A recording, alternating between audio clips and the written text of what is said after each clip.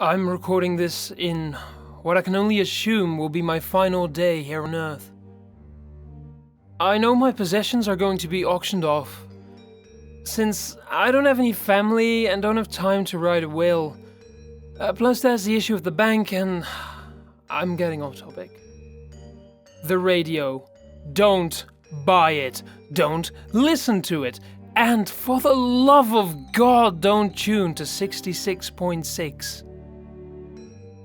Now, for what got me into this mess in the first place. I'm a music junkie, and if any of you are too, you might also know one of the best places to find vintage records for cheap is at garage sales. Which is great for me, since, being a freelance writer, I can spend a hell of a lot of time driving around the state looking for them. There was one particular sale down in the boonies, they have the best old stuff, where I found an old radio. It was pretty banged up, but it had an old sort of charm to it. I was drawn to it immediately.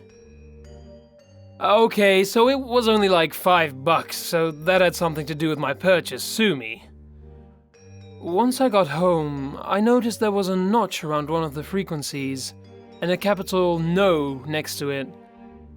Like any of the rest of you horror fan idiots, that's the first station I tuned to. It was just a radio after all. Or so I thought.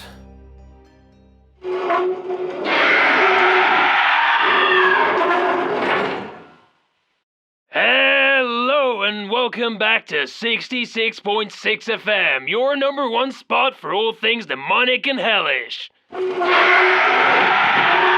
Today I have with me Joe, a crossroads demon. Say hello to everyone, Joe.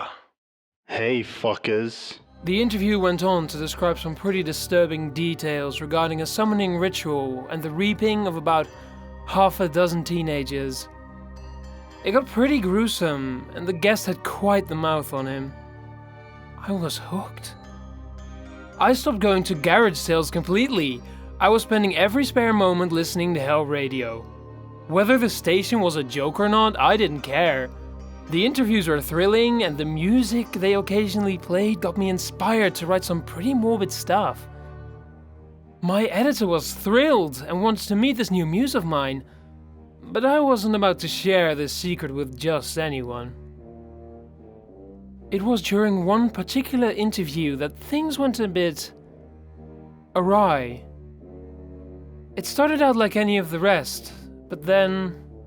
So get this. My girlfriend knows an incubus who knows an imp, and they said there's a mortal out there listening in.